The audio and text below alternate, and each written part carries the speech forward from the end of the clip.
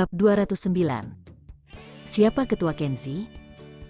Setelah mendengar ini, pria gemuk parubaya memandang Kenzi Harimurti beberapa kali, dan ketika dia melihat bahwa dia mengenakan pakaian biasa, seperti pemuda akar rumput, dia tidak bisa menahan diri untuk tidak sedikit mengernyit, tidak mengerti kenapa pria ini tiba-tiba bertanya. Siapa kamu? Apakah aku mengenalmu dengan baik? Melihat ekspresi pria parubaya gemuk itu sedikit tidak senang, Aldi Wijaya buru-buru membantu dan menegur Kenzi Harimurti. Aku sedang berbicara dengan ketua Kenzi, mengapa kamu menyela? Bagaimana orang besar setingkat ini bisa mengenal sesuatu sepertimu? Yuyun Pradana mendengus menghina, itu benar. Jika aku memberitahumu, kamu adalah orang yang tidak tahu bagaimana menjadi baik, dan seekor kuda yang tidak tahu berapa panjang wajahmu untuk memperlakukan dirimu sebagai karakter terkenal. Dia bahkan tidak memikirkannya, betapa mulianya ketua Kenzi, dan orang-orang yang berurusan dengan ketua Kenzi kaya atau mewah, bagaimana dia bisa mengenal seorang pria dari warung pinggir jalan? Kerabat di meja itu tertawa terbahak-bahak, seolah-olah mereka semua menertawakan Kenzi Harimurti. Pria parubaya gemuk itu memiliki sikap menantang dan berkata dengan arogan, "Brother Wijaya, siapa pria ini?" Mendengarkan nadanya, kedengarannya sangat kuat. Aldi Wijaya berkata dengan hormat, "Ketua Kenzi, Anda tidak perlu memperhatikan dia. Orang ini adalah sepupuku, pemborosan yang tidak berharga." "Benar, benar." Yuyun Pradana berkata dengan cepat, sepupu keluarga Aldi Wijaya yang tidak berharga ini tidak hanya sia-sia, tetapi juga orang yang tidak tahu malu. Dia menantu numpang, dulu mendirikan warung pinggir jalan di taman, tapi sekarang dia bergantung pada istrinya untuk makanan, dan bekerja sebagai pekerja kecil di perusahaan istrinya. Pria gemuk parubaya itu mencibir, memandang Kenzi Harimurti, dan dia benar-benar mengabaikannya. "Brother Aldi Wijaya, karena dia adalah sepupumu, aku tidak akan peduli padanya. Mari kita bicara tentang bisnis yang saya bicarakan dengan Anda." Ketua Kenzi. Pada saat ini, Kenzi Harimurti menyelanya dengan acuh tak acuh. "Saya punya pertanyaan, Anda sedang mendiskusikan bisnis dengan Aldi Wijaya, Wadil Jordan, Presiden Perusahaan Mediklasik PAM, Wakil Presiden Pemasaran, dan Ketua Dewan serta Asisten Reina Mahrez. Berapa banyak dari mereka yang Anda tahu?" Pria gemuk parubaya itu tertegun setelah mendengar ini, dan diam-diam panik di dalam hatinya. Anak ini tampaknya sangat akrab dengan Mediklasik PAM, apakah orang ini mulai meragukan saya? Pria gemuk parubaya itu berpura-pura menjadi bos besar dan berkata dengan arogan, "Apa maksudmu dengan itu? Status ketua Mediklasik PAM saya yang bermartabat, bagaimana saya ingin Anda mengurusnya? Apakah karena aku merawat sepupumu? Itu membuatmu merasa tidak puas?" Aldi Wijaya sedikit cemas setelah mendengar ini, karena takut mempengaruhi bisnisnya sendiri. Dia mencabik-cabik Kenzi Harimurti dan berkata dengan kasar, "Aku memperingatkanmu, tutup mulutmu yang bau. Jika kamu berani tidak menghormati ketua Kenzi lagi, berhati-hatilah karena aku tidak akan sopan padamu." Yuyun Pradana berkata dengan nada menghina, "Ini sia-sia, si mata merah muda. Dia pasti cemburu ketika dia melihat ketua Kenzi mengurus Aldi Wijaya dan membiarkan Aldi Wijaya menghasilkan banyak uang dengannya. Pemborosan adalah pemborosan, tak punya masa depan dalam hidup." Setelah Yuyun Pradana mengatakan ini, beberapa kerabat di meja yang sama melemparkan pandangan menghina ke Kenzi Harimurti. Jelas, seperti Yuyun Pradana, mereka mengidentifikasi Kenzi Harimurti sebagai mata merah muda alias cemburu. Sikap arogan Aldi Wijaya dan Yuyun Pradana membuat Kenzi Harimurti sangat tidak puas. Jika pria gendut ini tidak menipu atas namanya, Kenzi Harimurti benar-benar ingin melepaskan dan membiarkan mereka berdua ditipu tanpa alasan.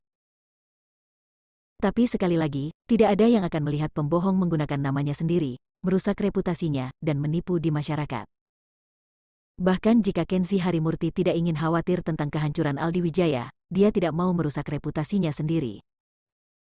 Saat ini, Kenzi Harimurti tidak repot-repot mengatakan apa-apa, jadi dia mengeluarkan ponselnya dan mengirim beberapa pesan teks di bawah meja.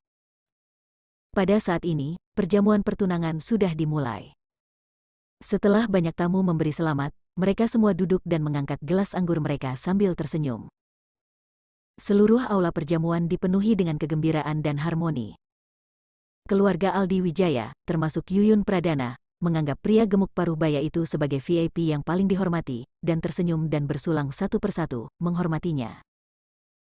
Pria setengah baya gemuk ini masih sama dengan bos besar, tetapi setiap kali seseorang datang untuk bersulang, dia hanya mengangguk tanpa mengangkat pantatnya dan menyesapnya. Mata Aldi Wijaya dan Yuyun Pradana begitu arogan sehingga mereka lebih rendah hati dan menghormatinya. Setelah 3 putaran minum, pria gemuk paruh baya itu ingin pergi. Dia mengangkat tangannya dan melirik arlojinya, lalu menepuk bahu Aldi Wijaya dan berkata, "Brother Wijaya, aku sangat sibuk, jadi aku tidak akan tinggal lebih lama lagi." Aldi Wijaya tersanjung, "Aku akan mengantar Anda." Yuyun Pradana juga tersenyum dan bangkit, "Ketua Kenzi, terima kasih telah menjaga Aldi Wijayaku, Aldi Wijaya dan aku akan mentraktirmu makanan spesial." "Oke." Si Fatih mengangguk dan bangkit untuk pergi. Tapi dia baru saja berdiri, Kenzi Harimurti menariknya ke bawah. "Ketua Kenzi, duduk sebentar, jangan buru-buru pergi. Aku ingin berkenalan denganmu dan berteman." Pria gemuk parubaya itu ditarik dengan kasar olehnya, duduk di kursi dan hampir jatuh. Wajahnya berubah, penuh amarah. Aldi Wijaya juga sedikit kesal. Kenzi Harimurti, pemborosan yang buruk, tidak menghormati ketua Kenzi hari ini. Bukankah ini tujuan khusus untuk menghancurkan bisnisnya sendiri? Dia berkata dengan jijik, "Kenzi Harimurti, kamu tidak kencing dan menjaga dirimu sendiri, hal seperti apa yang layak bagi kamu berteman dengan ketua Kenzi? Jika bukan demi perjamuan pertunangan hari ini, aku benar-benar akan memberikanmu tamparan keras."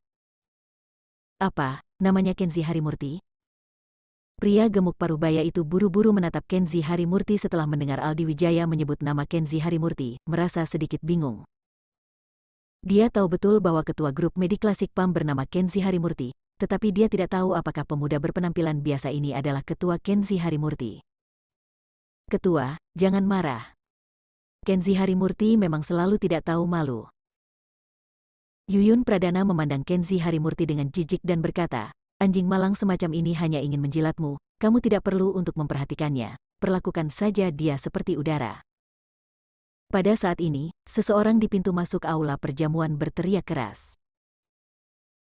Tuan Wadil Jordan, Kepala Eksekutif Mediklasik PAM, Tuan Bill Fortes, Wakil Presiden, dan Nona Reina Mahrez, Asisten Ketua datang ke tempat perjamuan. Tuan Purwa, Kepala Kantor Polisi Wakanda, Perwira Polisi Senior, Petugas Reza, dan Petugas Ali, datang ke tempat perjamuan. Aldi Wijaya sedikit bingung. Orang-orang besar ini tidak berteman dengannya, mengapa mereka datang untuk memberi selamat padanya? Yuyun Pradana tidak tahu mengapa, seolah-olah dia telah mencapai puncak hidupnya. Dia tersenyum cerah, dan memamerkan kepada para tamu, "Lihat, semua orang yang datang untuk memberi selamat adalah orang-orang besar dengan kepala dan wajah. Saya tidak menyangka Aldi Wijaya saya memiliki wajah yang begitu besar." Dia dengan cepat bangun dengan senyum, sangat antusias dan hormat, dan pergi ke pintu bersama Aldi Wijaya untuk menyambut para tamu. Namun, saat ini, Wadil Jordan, Bill Fortes dan Reina Mahrez sudah berjalan dengan cepat, mengabaikan Yuyun Pradana sama sekali, meninggalkan mereka di satu sisi dan membungkuk langsung ke Kenzi Harimurti yang duduk di sana, "Ketua Kenzi. Kami datang setelah menerima pesan teks Anda, dan Kepala Biro Purwa dari kantor polisi juga datang sendiri." Kenzi Harimurti tidak mengangkat kelopak matanya, dan mengangguk ringan. "Oke. Apa, Ketua Kenzi?" Tiba-tiba, Aldi Wijaya, Yuyun Pradana, dan para tamu di meja itu semua menatapnya tercengang seolah-olah mereka telah dihantam badai, mereka semua tanpa ekspresi untuk waktu yang lama. Hanya pria gemuk yang berpura-pura menjadi Kenzi Harimurti, dengan wajah pucat dan keringat di dahinya, duduk di samping Kenzi Harimurti, gemetar. Dia ingin segera melarikan diri, tetapi sebuah tangan memegangnya erat-erat di bawah meja, dan dia tidak bisa bergerak sama sekali.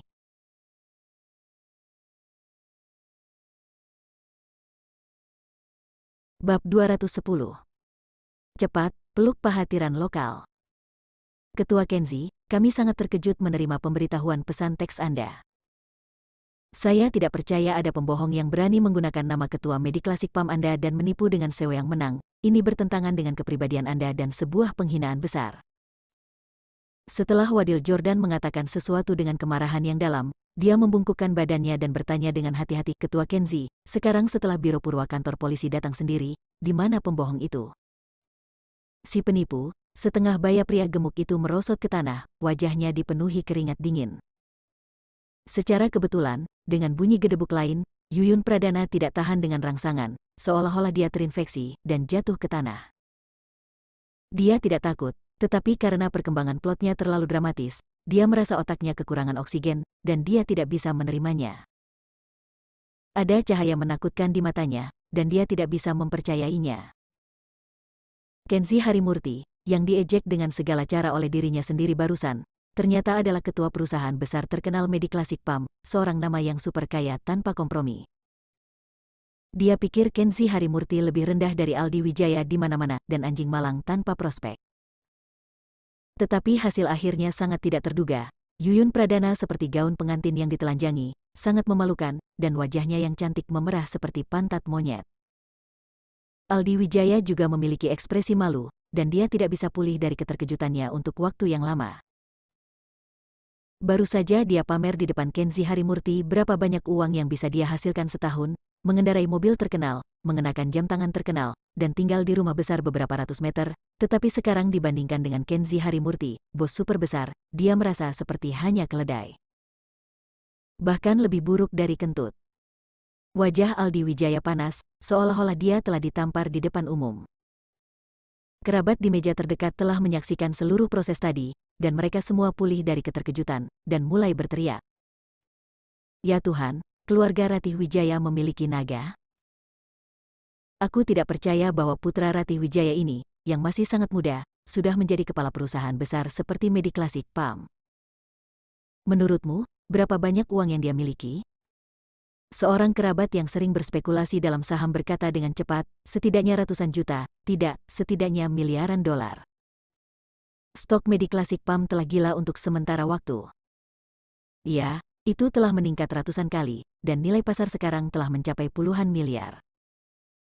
Menurut angka ini, nilai miliaran masih kurang. Wow, dia begitu kaya, kita tidak bisa melihatnya sama sekali. Para kerabat memandang Kenzi Harimurti lagi dengan terkejut dan iri, seolah-olah mereka belum pernah mengenal Kenzi Harimurti.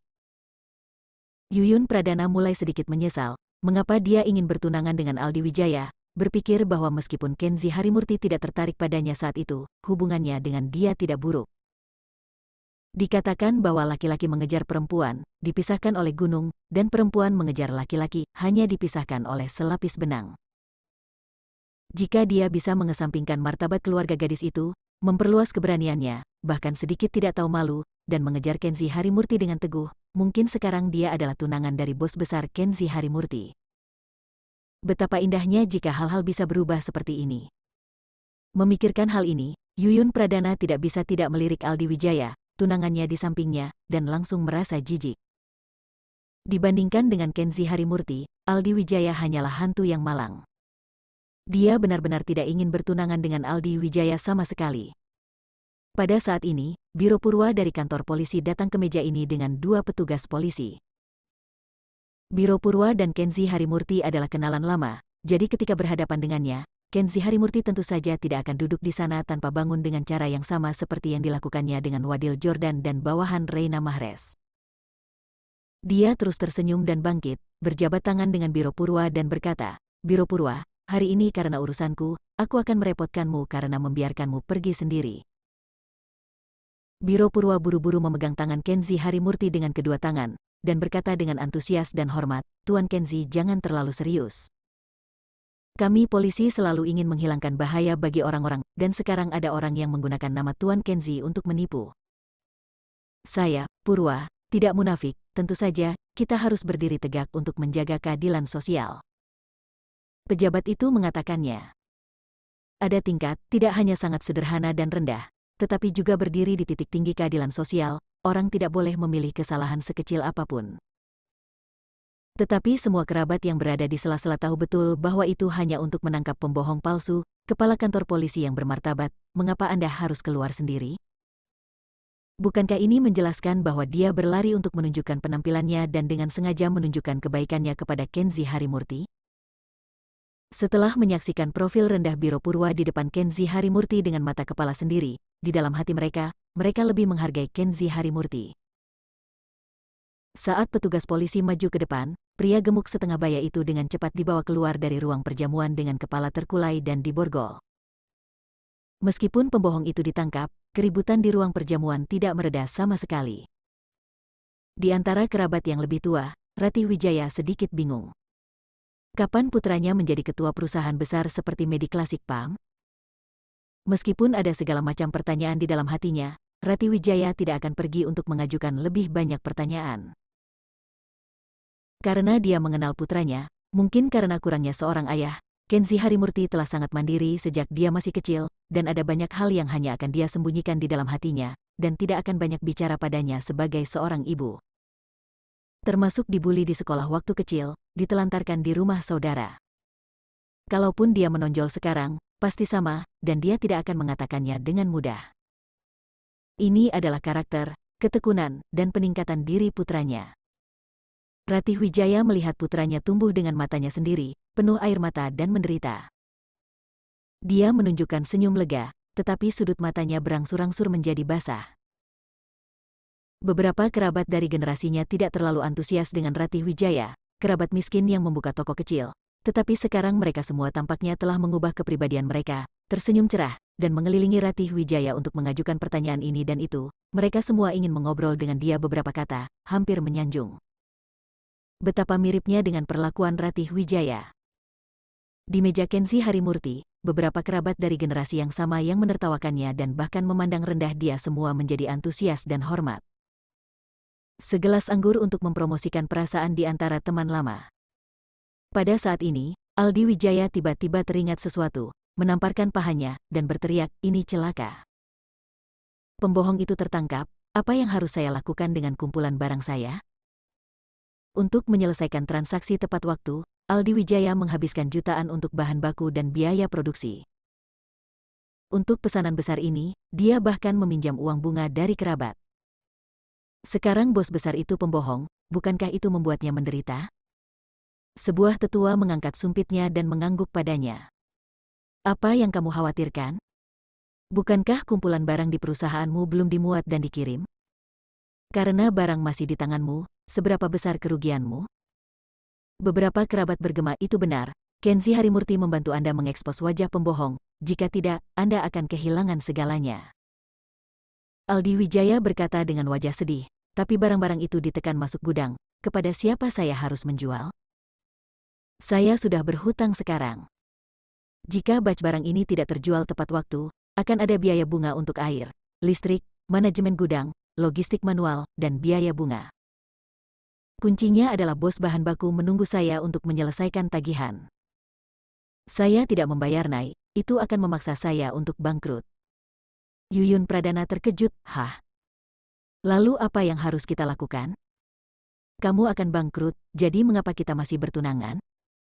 Tetua itu masih mengetuk mereka berdua dengan sumpit dan berkata, apa yang membuat kalian berdua panik? Bos sebenarnya dari Mediclassic Pam Kenzi Harimurti, bukankah ada di sini? Di mata Kenzi Harimurti, urusan kecilmu adalah omong kosong. Dengarkan aku, peluk paha tiran setempat. Cepat bersukang untuk Kenzi Harimurti, mohon padanya untuk menolong kamu tentang barang-barang itu. Kata-kata itu membangunkan orang dalam mimpi. Aldi Wijaya dan Yuyun Pradana tiba-tiba sadar, tiba-tiba mereka semua tersenyum seperti anjing, mendatangi Kenzi Harimurti. Mereka berdua dengan sayang memanggil sepupu mereka, dan yang lainnya memanggil Kenzi dengan manis, seolah-olah mereka sedang memperlakukan kakek mereka.